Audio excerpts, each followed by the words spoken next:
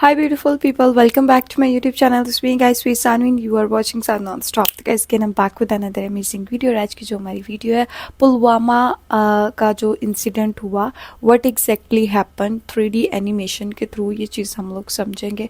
Because अगर मैं कोई वैसे वीडियो लेकर आऊँ तो आई डोंट नो वो मतलब यूट्यूब वाले जो है वो एड सूटेबिलिटी उसके ऊपर ऐड कर देते हैं और कॉपीराइट क्लेम ये वो काफ़ी इशू और समटाइम जो है वो वीडियो मेरी हाइड कर दी जाती है.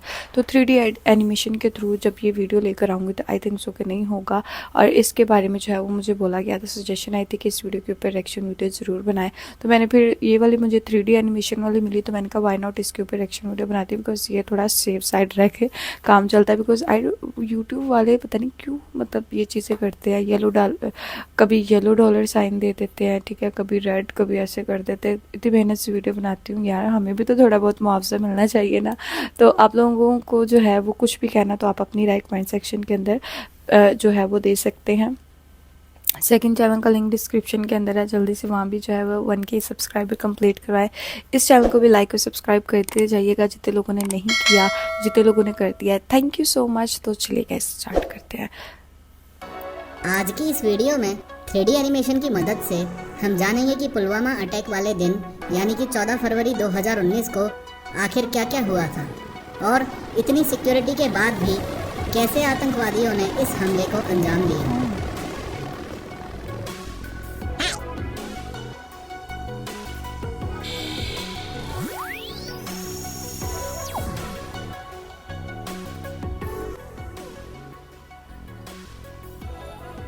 अगर एकदम शुरू से शुरुआत करें तो पुलवामा जिले के काकापोरा तहसील में आदिल अहमद डार नाम का एक लड़का रहता था. 19 साल का ये लड़का मार्च 2018 में अपने 12th स्टैंडर्ड के एग्जाम्स देने वाला था. लेकिन ठीक एक महीने पहले यानी कि फरवरी 2018 में इंडियन आर्मी के खिलाफ आदिल एक प्रोटेस्ट में हिस्सा लेता है. प्रोटेस्ट को रोकने के लिए पुलिस के द्वारा की गई डमी फायरिंग में आदिल के पैर में गोली लगने से वो घायल हो जाता है. इस घटना से आदिल अहमद डार के मन में इंडियंस और इंडियन सिक्योरिटी फोर्सेस के खिलाफ घृणा पैदा हो जाती है. बदला लेने के लिए वो जैश ए मोहम्मद नामक टेररिस्ट ऑर्गेनाइजेशन को ज्वाइन कर लेता है. ये आखिरी बार था जब आदिल को उसके माँ बाप ने घर से साइकिल पर जाते हुए देखा. आगे बढ़ने से पहले आपके दिमाग में इम्पोर्टेंट लोकेशंस का ओवरव्यू होना बहुत जरूरी है. इस आदिल का घर पुलवामा अटैक की एग्जैक्ट लोकेशन से 10 किलोमीटर दूर है. पुलवामा अटैक बॉम्ब ब्लास्ट यहाँ लेथपोरा में हुआ था. ये है पुलवामा और ये लेथपोरा पुलवामा जिले में एक गांव है. इस पुलवामा से 250 किलोमीटर दूर है सीआरपीएफ का जम्मू ट्रांजिट कैंप, यानी कि वो जगह जहां से 14 फरवरी 2019 को सुबह सीआरपीएफ की कॉन्वॉय रवाना हुई थी. सीआरपीएफ की कॉन्वॉय इस नेशनल हाईवे 44 पर चल रही थी, जिसे भारत के इस उत्तरी इलाके में जम्मू श्रीनगर हाईवे भी बोला जाता है. कॉन्वॉय को जम्मू ट्रांजिट कैंप से श्रीनगर ट्रांजिट कैंप तक पहुंचना था, लेकिन श्रीनगर पहुंचने से पहले ही लगभग 30 किलोमीटर की दूरी और बची थी कि पुलवामा में सीआरपीएफ की बस पर आतंकी हमला कर दिया गया. जैश ए मोहम्मद हेडक्वार्टर में आदिल की 1 साल तक ट्रेनिंग चलती है. 1 साल यानी फरवरी 2018 जब आदिल ने अपना घर छोड़ा तब से फरवरी 2019 जब पुलवामा अटैक हुआ तब तक. ये 1 साल की ट्रेनिंग इसलिए ज़रूरी है क्योंकि इसी साल में आदिल जैसे नौजवानों को ब्रेन वॉश करके उनके दिमाग में एक खास बात बिठा दी जाती है. खास बात यह है कि अगर वो अपने मजहब की राह में जान देंगे तो उन्हें जन्नत मिलेगी. सिर्फ इतना ही नहीं, जन्नत में उन्हें हमेशा यंग और गहरी काली आंखों वाली 72 हूरों या 72 पत्नियों के साथ कभी ना खत्म होने वाला आनंद मिलेगा. दरअसल इस पुलवामा अटैक की असली शुरुआत यहाँ से होती है. एक तो आदिल के मन में इंडियन सिक्योरिटी फोर्सेस के खिलाफ बदले की भावना और ऊपर से बदला पूरा होने पर ऐसा इनाम.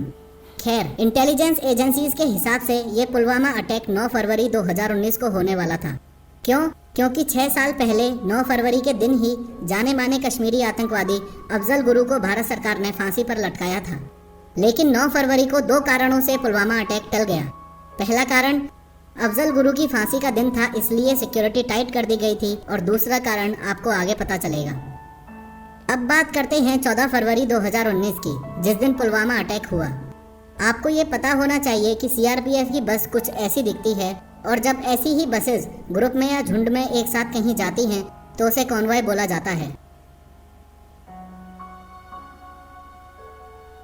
सिक्योरिटी की वजह से एक कॉन्वॉय में 25 से 30 बसें ही होती हैं, लेकिन पिछले 5-6 दिनों से भारी बर्फबारी के कारण कोई भी कॉन्वॉय मूवमेंट नहीं हुआ था, इसलिए कोई भी कॉन्वॉय जम्मू से श्रीनगर ही नहीं गई थी। यही है वो दूसरा कारण जिसकी वजह से 9 फरवरी 2019 को पुलवामा अटैक टल गया था, क्योंकि जब 9 फरवरी को कोई कॉन्वॉय मूवमेंट हुआ ही नहीं तो आतंकी हमला होता किस पे। खैर, पिछले 5-6 दिनों में भारी बर्फबारी की वजह से 14 फरवरी 2019 को एक ही कॉन्वॉय में 78 सीआरपीएफ की बसेस जम्मू से श्रीनगर जाने वाली थी। इन 78 बसों में कुल 2547 जवान थे। अब 14 फरवरी 2019 को 3:25 AM तक रोल कॉल होता है। रोल कॉल यानी कि एक प्रकार की अटेंडेंस। और 5 मिनट बाद ठीक सुबह 3:30 बजे सीआरपीएफ की कॉन्वॉय, जिसमें 78 बसें थी, वो जम्मू ट्रांजिट कैंप से रवाना हो जाती है। रवाना होते ही स्लीपर सेल के द्वारा पाकिस्तान में स्थित जैश ए मोहम्मद के हेडक्वार्टर में खबर पहुंचाई जाती है।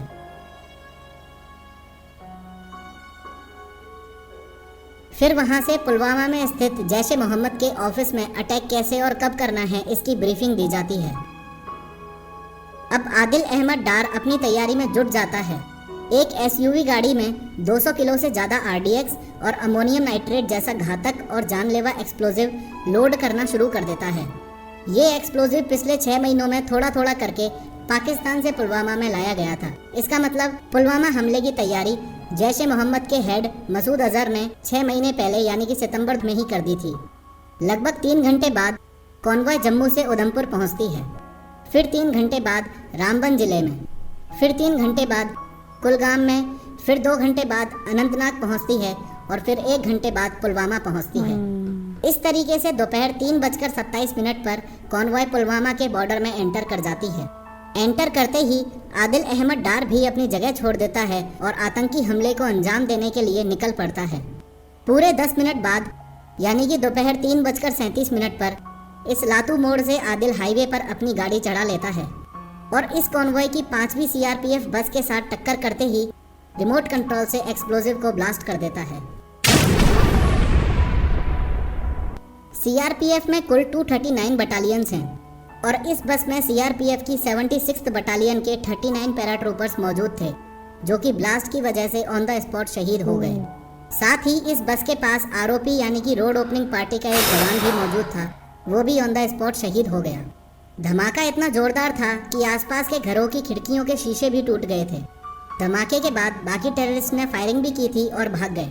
कुल मिलाकर सीआरपीएफ के 70 जवान तो घायल हुए, जो कि 4थी और 6वीं बस में थे, और 40 सीआरपीएफ के जवान जो अपनी छुट्टी पूरी करके जम्मू ट्रांजिट कैंप से श्रीनगर ट्रांजिट कैंप में देश की सेवा करने जा रहे थे, वो शहीद हो गए। जब ब्लास्ट के बाद सीआरपीएफ की बस की हालत ऐसी से ऐसी नहीं बल्कि ऐसी हो गई हो, तो आप अंदाज़ा लगाओ कि जिन कॉफिन्स को हम शत नमन कर रहे हैं उनमें क्या ही होगा। इस दुखद घटना की सबसे पहली गलती ध्यान से समझिए।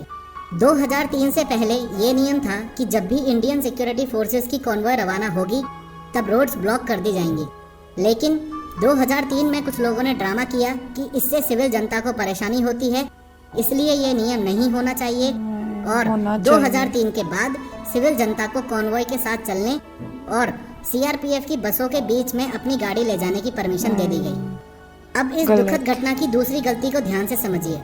जब भी कॉन्वॉय मूवमेंट होता है तो वो एसओपी यानी कि स्टैंडर्ड ऑपरेटिंग प्रोसीजर के थ्रू होता है, जिसे आरओपी यानी कि रोड ओपनिंग पार्टी कंट्रोल करती है। रोड ओपनिंग पार्टी का काम होता है जहां से कॉन्वॉय गुजरने वाली है उसके आसपास की लोकेशन को अच्छे से स्कैन करना, आईईडी और विस्फोटकों के लिए एरिया की चेकिंग करना, और उसके बाद सब कुछ सही होने पर ही कॉन्वॉय को ग्रीन सिग्नल देना। कहीं ना कहीं सिक्योरिटी एजेंसीज की लापरवाही भी रही होगी, जो सीआरपीएफ के इतने बड़े काफिले के पास तक 200 किलोग्राम विस्फोटक पहुंचाया जा सका। अब तीसरी और सबसे बड़ी गलती आदिल अहमद डार की। वो अपने आप से सिर्फ एक सवाल पूछ लेता कि अगर सुसाइड बॉम्बर बनके खुद की जान देने से जन्नत ही मिलती है तो ये मसूद अजहर अभी तक नर्क में क्यों पड़ा है, खुद ही जन्नत क्यों नहीं चले जाता। 3D एनिमेशन की मदद से टॉपिक्स को विजुअलाइज करना आसान हो जाता है। भविष्य में बनने वाला भव्य राम मंदिर कैसा दिखेगा और ग्रेनेड कैसे काम करता है, इसी professor of how YouTube channel पर ये दोनों वीडियो। ओके गाइस, तो ये सारी वीडियो देखी और यार बहुत ज़्यादा अफसोस है मुझे। पुलवामा के अंदर जितने भी लोग जो है वो सोल्जर्स की डेथ हुई, मुझे उनके ऊपर बहुत अफसोस है यार।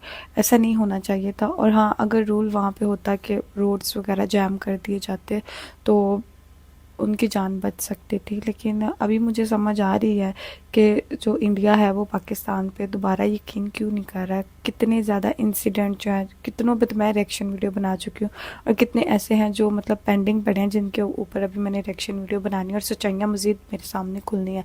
तो फिर इंडिया सही करता है कि यकीन नहीं करता। उनको अब बार बार तो नहीं ना वो अपने लोगों को मरवा सकते, आर्मी के जवानों को मार सकते। तो वो फिर अभी सही करते हैं, ट्रेड वगैरह सारी चीज़ें बंद की हुई हैं और अपनी आर्मी उन्होंने काफ़ी ज़्यादा स्ट्रॉन्ग की हुई है।